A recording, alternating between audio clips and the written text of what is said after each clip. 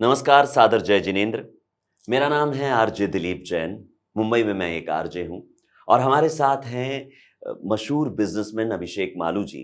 अलग-अलग व्यवसायों में आपने निवेश किया हुआ है और एक बिजनेस लेगेसी है आपकी। साथ ही पिछले कई वर्षों से आप एज़ फ़िल्म प्रोड्यूसर भी काम कर रहे हैं। हाल ही में अभिषेक मालू जी आपकी एक फ़िल्म जिसको लेकर बहुत चर्चा हुई, बहुत सारी कंट्रोवर्सी हुई। पहले उस फ़िल्म का नाम था 1080 द लेगेसी ऑफ महावीर और अब फ़िल्म का नाम हो गया है द लेगेसी ऑफ जिनेश्वर। आखिर बात क्या हो गई? ये सारी कंट्रोवर्सी क्या है? ये आपसे जानना चाहेंगे सर। दिलीप जी, सबसे पहले तो मैं आपका आभार व्यक्त करता हूँ कि आपने मुझे अपने शो में बुलाया। बहुत बहुत धन्यवाद। धन्यवाद सर। देखिए, फिल्म पे कोई भी बैन नहीं लगा था। जी। पहली बात तो मैं आपको क्लियर करना चाहता हूँ। हुँ। हाँ, ये बात सही है कि हमने 27 अक्टूबर रिलीज डेट रखी थी और सीबीएफसी में हमने अप्लाई किया हुआ था। जी। कुछ कारणों से सीबीएफसी हमको समय पे सेंसर सर्टिफिकेट नहीं दे पाया, जिस वजह से लोगों को ऐसा लगा कि फिल्म बैन कर दी गई है या उस पर स्टे लग गया है। सीबीएफसी का, जैसे कि आपको पता है कि एक प्रोटोकॉल होता है, उनका एक सिस्टम होता है। जी। वो 65 डेज में फिल्म को रिव्यू करते हैं और उसके बाद अपना सर्टिफिकेट देते हैं। जी। और उन्होंने हमसे कुछ क्वेरीज मांगी, कुछ डॉक्यूमेंट्स मांगे, वो हमने उन्हें दिए। और जब उन्होंने हमें डॉक्यूमेंट्स दे दिए तब हमने एक अच्छी डेट का इंतज़ार किया कि हम अच्छी डेट पे फिल्म रिलीज़ कर सकें। तो जैसा कि आपको पता है कि 21 अप्रैल को महावीर जयंती है और जैनिज़्म में महावीर जयंती को महावीर जन्म कल्याणक कहा जाता है, लेकिन आम बोलचाल की भाषा में उसे हम लोग महावीर जयंती कहते हैं। तो हम लोगों ने डिसाइड किया कि महावीर जयंती के इस ग्रैंड ओकेशन पर जैन समाज के लिए एक अभूतपूर्व फिल्म हम लेकर आए और हम रिलीज़ करें। अब रही बात विरोध की, तो जो लोग विरोध कर रहे हैं जी। वो, मुझे विरोध नहीं लगता है, मुझे बहुत हास्यास्पद बात लगती है कि किसी भी धर्म पे फिल्म नहीं बन सकती है। तो जो लोग विरोध कर रहे हैं, ये उन लोगों के पास कोई काम नहीं है। मतलब उन लोगों को सिर्फ किसी भी अच्छे कार्य को उसमें अड़ंगा डालना या उसका विरोध करना, यही उनका काम होता है। कुछ पर्पस भी रहते हैं, समझ रहे होंगे आप। उस बात को खोलना नहीं चाहता मैं। लेकिन ठीक है, कोई बात नहीं। लेकिन हम लोगों ने जो भी प्रॉब्लम्स आई उसको ओवरकम किया है और अब हम 19 को रिलीज कर रहे हैं। बहुत बढ़िया, बहुत खुशी की बात है और कितना अच्छा मौका आपने चुना है महावीर जयंती का। तो अभिषेक जी, बहुत खुशी की बात है कि 19 अप्रैल को ये फिल्म विद अ मैसेज, बहुत अच्छे संदेश के साथ, बहुत अच्छे इंटेंशन के साथ जो आपने बनाई है, वो हम सिनेमाघरों में देख पाएंगे। जब एक इतने अच्छे संदेश वाली फिल्म है, जैनिज्म के प्रीचिंग्स को घर-घर तक पहुंचाने वाली फिल्म है, तब इसका विरोध क्यों हुआ? इतनी सारी कंट्रोवर्सी क्यों हो गई और इस तरह से सारी उलझनें क्यों आ गई? ये मैं ज़रूर जानना चाहूँगा आपसे। देखिए, विरोध जो है वो निराधार है एक प्रकार से। जी। उनका कहना है कि भगवान के ऊपर या गुरु भगवंतों के ऊपर कोई फिल्म नहीं बनाई जा सकती है, कोई कलाकार उनका किरदार नहीं निभा सकता है। अब ये जी। कितनी हास्यास्पद बात है दिलीप जी, आप मुझे बताइए जी, जी। कि 80s में अगर रामानंद सागर ने ये सोचा होता कि प्रभु श्री राम का किरदार कोई एक्टर नहीं निभा सकता, कभी रामायण सीरियल बनती ही नहीं। बिल्कुल।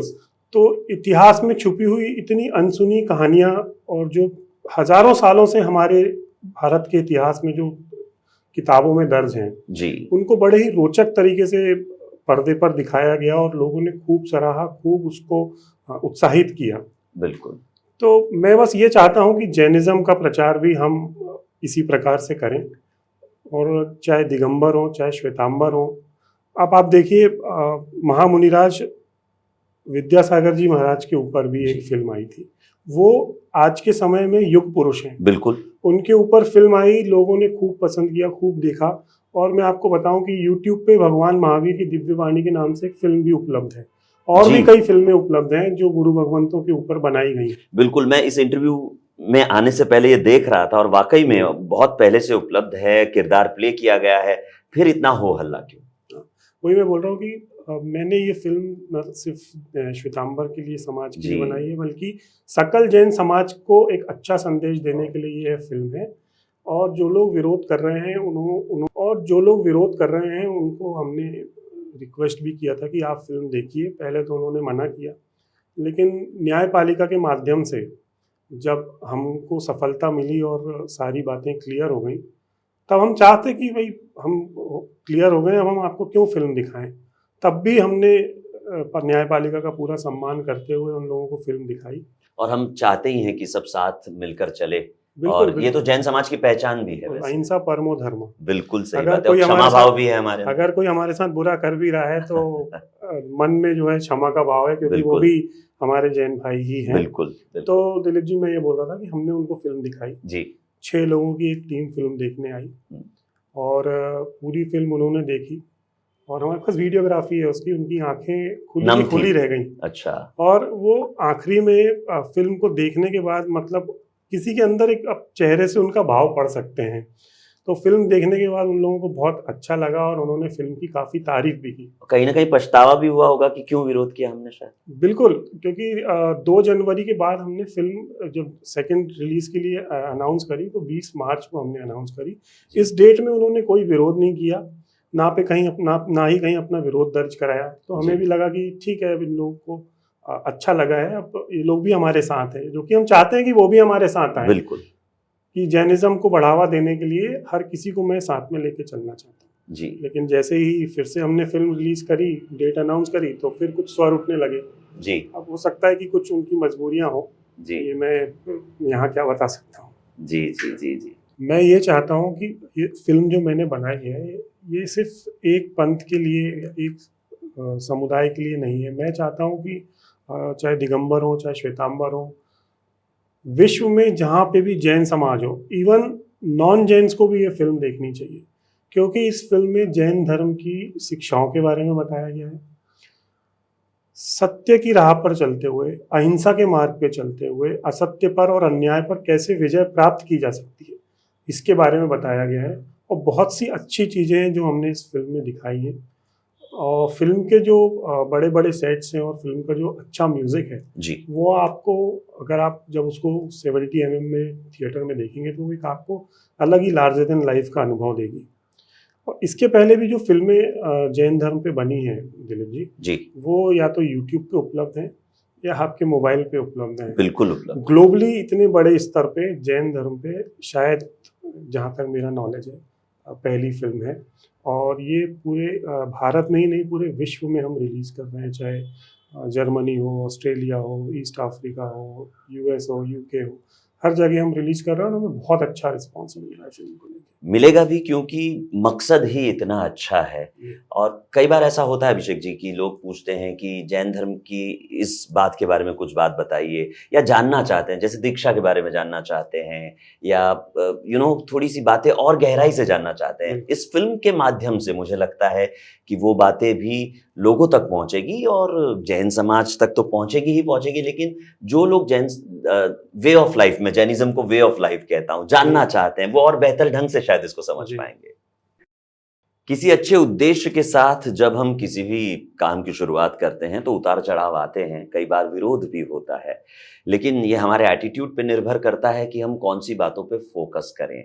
जो अभिषेक मालू जी आपने बहुत अच्छी तरीके से किया है, आपने सही जगह पर फोकस किया है। आप इस बात को लेकर बिल्कुल निश्चिंत थे कि जैनिज्म और जैनिज्म से जुड़ी हुई बातों को लोगों तक पहुंचाना है इस फिल्म के माध्यम से। और इतनी बड़ी स्केल पर बनी हुई ये फिल्म, मुझे ये भी पता है कि जब लोगों ने इसकी झलक देखी है, ट्रेलर देखा है, तो आपको बहुत अच्छे सकारात्मक रिएक्शंस भी आ रहे हैं। बिल्कुल। अभी तक हमने कंट्रोवर्सी की बात की, और जो दिक्कतें आई, परेशानियां आई, उनकी बात की, और मैंने जैसा बताया कि एक सफर में ऐसा होता है, उतार चढ़ाव आते हैं। मुझे उन रिएक्शंस के बारे में बताइए जो पूरे विश्व से आपको मिल रही है, भारत से मिल रही है, लोग जो अप्रिसिएशन दे रहे हैं, और थोड़ा अगर आप फिल्म के बारे में भी और विस्तार से बताएं। बिल्कुल दिलीप जी, मैं बताना चाहूँगा कि ये कहानी जैनिज़्म को और अच्छे से, जैन धर्म के भगवान महावीर के संदेश को जन जन तक और खूबसूरती से पहुंचाएगी। वैसे तो फिल्म सकल जैन समाज के को देखते हुए हमने बनाई है, सभी को ये फिल्म देखनी चाहिए। लेकिन जैसा कि आपको पता है कि किसी भी फिल्म को बनाने के लिए हमें एक कहानी की आवश्यकता होती है, एक पटकथा जो लोगों को रोचकता के साथ हम दिखा सकें। जी जी। तो हमने एक कहानी ली, विक्रम संवत 1080 के दौर की ये कहानी है, जी जो भगवान ऋषभदेव के समय से शुरू होकर भगवान महावीर के बारे में थोड़ा बहुत बताते हुए, उसके बाद विक्रम संवत 1080 में जैन साधुओं पर हुए अत्याचार और उनको कैसे सताया गया और जी। उनको कैसे धुतकारा गया और कैसे उनने अहिंसा के मार्ग पर चलते हुए उसको ओवरकम किया, उसके बारे में फिल्म बताती है। और मैं आपको मेरी फिल्म है, मैं प्रोड्यूसर हूँ, इसलिए मैं ये ज़्यादा तारीफ की बात नहीं करूँगा, लेकिन फिल्म तो वैसे तो पूरी ही बहुत बढ़िया है जी। लेकिन आखिरी का जो 45 मिनट्स है फिल्म का, वो आपको भाव विभोर कर देगा और एक अलग ही दुनिया में लेके जाएगा। आत्मचिंतन जरूर करेंगे लोग। बिल्कुल। बहुत बढ़िया। मैं ये भी आपसे जानना चाहता था, मेरे प्रश्न का वो भी हिस्सा था कि किस तरह के रिएक्शंस आपको मिल रहे हैं पूरे विश्व से, भारत से, जो लोग इसकी झलक देखने के बाद, ट्रेलर देखने के बाद आपको बता रहे हैं। हाँ, ये एक नया ही अनुभव है। जब हमने फिल्म बनाने की शुरुआत करी थी या इसके बारे में सोचना शुरू किया था, तो ये हमारी कल्पनाओं में भी नहीं था कि देश के बाहर भी हमें इस फिल्म को लेके इतना अच्छा रिस्पांस मिलेगा।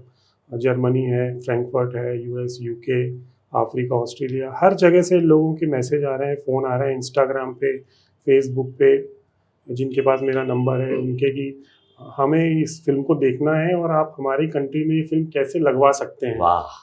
तो अलग अलग माध्यमों से लोग अप्रोच कर रहे हैं और इस फिल्म को देखना चाहते हैं, जिसको लेके मतलब मैं बहुत उत्साहित हूँ। मतलब भारत में तो फिल्म लगनी ही थी, लोगों को देखना ही था। विदेशों में जो जैन्स हैं या जो अजैन्स हैं, वो इस फिल्म को देखना चाहते हैं। मेरे लिए बहुत उत्साह का विषय है। और यही गर्व की भी बात है कि एक जैन विश्व के किसी कोने में भी चला जाए, वो जरूर जुड़ा रहता है जैनिज्म के साथ, और वो चाहता है कि वो प्रीचिंग्स उन तक पहुंचे।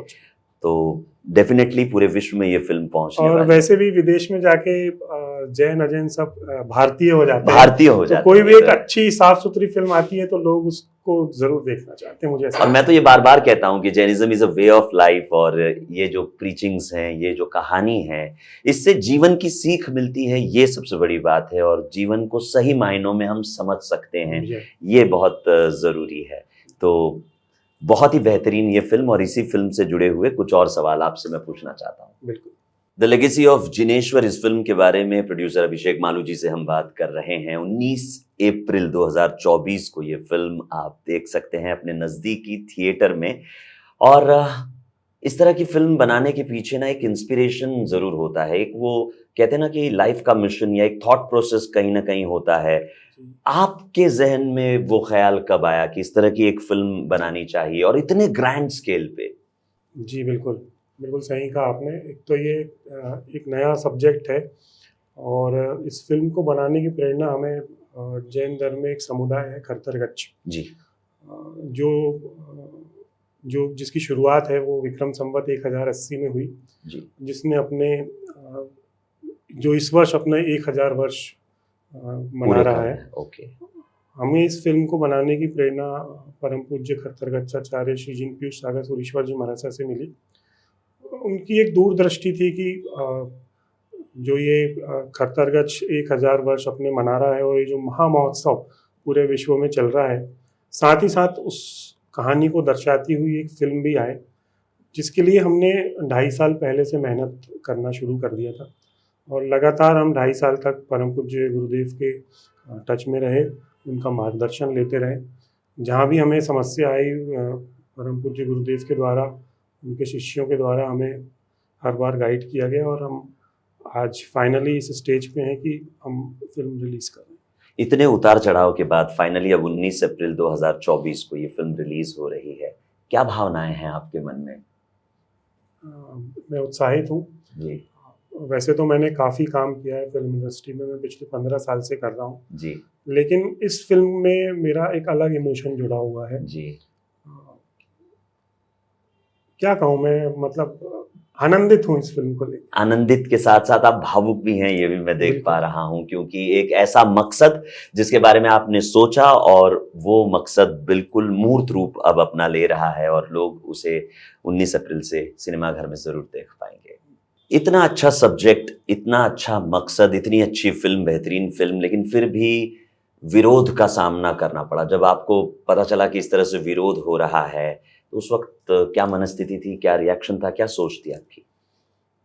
कोई रिएक्शन नहीं था दिलीप जी। जी, मैं पर्सनली ऐसा मानता हूँ, मैं रिएक्ट करने पे नहीं, रिस्पॉन्ड करने में ज़्यादा विश्वास बहुत करता हूँ। बढ़िया, लाइफ की फिलोसॉफी आपने इस लाइन में बता दी है, बहुत बढ़िया। रिएक्ट नहीं करना चाहिए, रिस्पॉन्ड करने, दोनों में फर्क होता है। रिएक्ट हम बिना सोचे करते हैं, रिस्पॉन्ड हम सोच समझ कर करते हैं। सॉल्यूशन निकाल के। जी जी जी जी। फिल्म बनाते वक्त बहुत सारे चैलेंजेस भी आए होंगे, क्योंकि इतनी ग्रैंड लेवल पर फिल्म बना रहे हैं। कई बार ऐसा भी होता है कि हम शूट कर लेते हैं, लेकिन फिर हमें लगता है कि नहीं, इससे और थोड़ा सा कुछ ग्रैंड किया जाए। इस तरह के कुछ चैलेंजेस आए? बिल्कुल, चैलेंजेस काफ़ी आए इस फिल्म में। जी जब हमने फिल्म शुरू करी थी तब हमने ये नहीं सोचा था कि इस ग्रैंड लेवल पे इस फिल्म का ये रूप हो जाएगा। जी तो हमने एक बार फिल्म शूट कर ली थी। शूट करने के बाद हमने गुरु भगवंत को फिल्म दिखाई, तो उनका कहना था कि थोड़ा सा ग्रैंडनेस फिल्म में और हमें लाना चाहिए। तो हमने इंटरवल के बाद की जितनी फिल्म है वो हमने रियल सेट्स पे काफ़ी मेहनत करके वापस से रीशूट करी।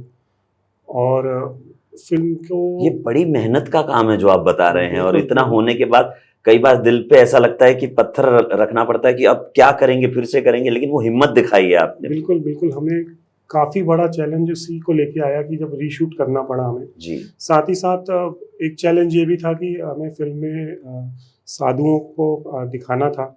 तो actors are not used to, नहीं होते हैं वो लोग इस प्रकार के रोल करने के लिए। साधु भगवंत साधु का भगवंत जिस तरह से का आचरण होता है, उनका आचरण जो- होता है, वो जी। कैसे करते हैं, कैसे उनका दिनचर्या रहती है, जी वो सब हमें एक अच्छे तरीके से फिल्म में दिखाना था। जी तो हमने उसके लिए भी एक्टर्स को काफ़ी उनको गाइडेंस दिया, काफ़ी गुरु भगवंतों के सानिध्य में उनको मिलवा के, उनकी दिनचर्या दिखा के, और बहुत हमको इसमें चैलेंज आया कि कैसे उनको एक प्रॉपर उसमें ढाला जाए।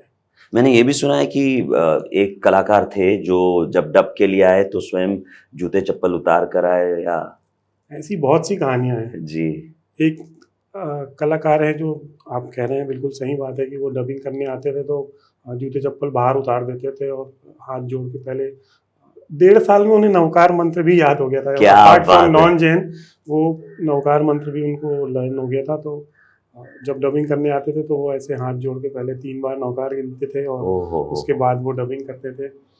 और इसके अलावा भी 1.5 साल में जब शूट का जो टाइम चला, प्रक्रिया तो 2.5 साल की है, लेकिन शूटिंग के दौरान काफ़ी कलाकारों ने जैनिज़्म की टीचिंग्स को फॉलो किया जी और सीखने की कोशिश करी, समझने की कोशिश करी। जी। ये भी हमारे लिए काफ़ी बड़ा अचीवमेंट है कि लोग जानना चाहते थे जैनिज़्म के बारे में। बहुत बढ़िया। फिल्म का संगीत भी बहुत कमाल का है, या उसके बारे में अगर आप कुछ बताएं? फिल्म का संगीत नो डाउट बहुत अच्छा है। जी फिल्म में 3 गाने हैं। जी एक गाना दिव्य कुमार ने गाया है, प्रखर प्रवर तू खरतर, जो हमारा टाइटल ट्रैक है। एक गाना जावेद अली ने गाया है जो दीक्षा के ऊपर है। जो जैन्स हैं उनको पता है दीक्षा क्या होता है। जी और तीसरा गाना एक है लड़खड़ाते वक्त की आवाज़ खरतर, जिसे बहुत ही खूबसूरती से गाया है कैलाश खेर जी ने। और ख़ास तौर पे मैं ये भी बताना चाहूँगा आपको कि फ़िल्म का जो बैकग्राउंड म्यूज़िक है वो इस फिल्म की जान है। जी। फिल्म जब आप देखेंगे तो बैकग्राउंड म्यूजिक आपको एक अलग ही अलौकिक दुनिया में लेके जाएगा। जो नाम भी आपने लिए हैं वो प्लेबैक इंडस्ट्री के इतने जाने माने नाम हैं जिनकी आवाज़ में ये गाने हैं, तो ऑब्वियसली जो एक ग्रैंडयोर है फिल्म का, उसका एक अंदाज़ा हम लगा सकते हैं। श्योर, 19 अप्रैल का ज़रूर इंतज़ार रहेगा। हमें भी है। कभी कभी ऐसा होता है अभिषेक जी कि हम किसी चीज़ में तन मन धन से पूरा समर्पण देते हैं, और बदले में कुछ एक्सपेक्ट भी नहीं करते। जिस तरह से मैं आपसे मिला हूँ, जब से मिला हूँ, आपसे बात भी कर रहा हूँ, मैं समझता हूँ कि आप उसी पर्सनालिटी के हैं कि आपने तन मन धन से एक अच्छा काम, एक अच्छी फिल्म बनाने का प्रयत्न किया है और उसमें कामयाब भी रहे हैं। बावजूद इसके कई बार ऐसा होता है कि बदले में कुछ अच्छी प्रतिक्रियाएं भी मिल जाती है। ऐसा आपके साथ भी हो रहा है इस फिल्म के ट्रेलर को देखने के बाद? अगर आप उसके बारे में कुछ बताएं। जी हाँ, काफ़ी तारीफ हो रही है फिल्म की, लेकिन मैं ये कहना चाहता हूँ दिलीप जी कि ये जो तारीफ हमें मिल रही है, ये तारीफ नहीं है, ये प्रसाद है। और प्रसाद जो होता है वो ऐसे ही नहीं मिलता है। प्रसाद मिलता है कृपा से। जी कृपा का मतलब होता है कि कर और पा। जी तो ये कृपा है। जो असीम होती है, और पुरुषार्थ ससीम होता है। जो आपको दिख रहा है वो पुरुषार्थ है, वो ससीम होता है, वो दिखता है। जी। तो ये कृपा कहाँ से मिल रही है? ये कृपा मुझे मिली है मेरे परम पूज्य आचार्य भगवान से और परमात्मा से। किया ना लोगों ने प्रयास, जी। कुंठित, कुटिल, कुंठा से भरे हुए कितने षड्यंत्र रचे, कितने विघ्न डाले, लेकिन अंत में जीते हम। हर प्रकार की लड़ाई से जीत के आज हम वापस से वहीं खड़े हैं जहाँ पे हम पहले खड़े थे। ये इशारों को समझने की बात है कि अगर परमात्मा की इच्छा होती कि ये फिल्म नहीं आना चाहिए तो उसी समय सब खत्म हो गया होता, लेकिन ये परमात्मा की इच्छा और गुरुदेव का आशीर्वाद, उनकी कृपा है कि ये फिल्म रिलीज हो रही है। और कृपा और आशीर्वाद वहाँ मिलता है जहाँ पर हेतु बहुत अच्छा होता है, और आपका जो हेतु है, वो उद्देश्य है, वो बहुत ही सही था और इसी वजह से ये संभव हो पा रहा है। देखिए, मैं इसमें एक लाइन और जोड़ना चाहता हूँ। हाथ उसी के महकते हैं जो दूसरों को फूल देता है। क्या बात कांटे है। देने वालों के हाथ में सिर्फ खून के निशान होते हैं। बहुत बढ़िया, बहुत बढ़िया। तो ये जो देने की वृत्ति है, ये अगर आपकी बिल्कुल सही है और अच्छे इंटेंशन के साथ आप कुछ करना चाहते हैं, तो उस इंटेंशन का जो एंड रिजल्ट है वो भी बहुत शानदार होता है। निकट भविष्य में और क्या योजनाएं हैं आपकी, और कौन सी फिल्में हैं, या ऐसा कोई प्रोजेक्ट है जिसके बारे में आप सोच रहे हैं? मैं समझ सकता हूँ इतने ग्रैंड प्रोजेक्ट के बाद थोड़ा समय लेना चाहिए, लेकिन एक क्रिएटिव व्यक्ति के लिए ये जरूर होता है कि अब आगे और कुछ करूं मैं। बिल्कुल, कई प्रोजेक्ट्स लाइन अप हैं, जिसमें से 2 फिल्में हैं जो हम जैनिज्म पे आगे बनाने वाले हैं। जी। प्रोजेक्ट पे काम चालू है। वैसे तो और भी कमर्शियल फिल्में हैं जो आउट एंड आउट जो आज के समय में जो फिल्में बनती हैं जी वो जी हैं। जी। लेकिन जैन धर्म के ऊपर भी इसके बाद निकट भविष्य में 2 फिल्में हम और लेके आएंगे। बहुत बढ़िया, बहुत बढ़िया। द लेगेसी ऑफ जिनेश्वर 19 अप्रैल को आप अपने नजदीकी सिनेमाघर में या दूर के सिनेमाघर में भी जाकर जरूर देख सकते हैं। अभिषेक मालू जी, अंत में जितने भी लोग हमें सुन रहे हैं, देख रहे हैं, उनको क्या संदेश, क्या मैसेज आप देना चाहेंगे? लास्ट में मैं यही कहना चाहता हूँ कि हमने काफ़ी मेहनत करी है, कड़ा परिश्रम किया है, 2.5 साल की हमारी मेहनत है, गुरुदेव का आशीर्वाद है। तो फिल्म को ज़रूर देखें, और जो भी विरोध कर रहे हैं, मेरा उनसे ये निवेदन है कि साथ आएं, जैन धर्म को आगे बढ़ाएं, सब मिलके भगवान महावीर की जो टीचिंग्स हैं उसको घर घर तक पहुंचाएं। जय जिनेन्द्र। तो 19 अप्रैल को द लेगेसी ऑफ जिनेश्वर ये फिल्म आप देख पाएंगे। न सिर्फ जैन धर्म की बात है इसमें, बल्कि लाइफ की टीचिंग्स हैं, और डेफिनेटली सकल जैन समाज तो इस फिल्म को देखेगा ही, लेकिन सभी लोगों के लिए बनी एक बहुत ही अच्छे मैसेज वाली ये फिल्म है, जिसको सभी लोग जरूर देखें। आप सभी को सादर जय जिनेन्द्र। धन्यवाद अभिषेक जी।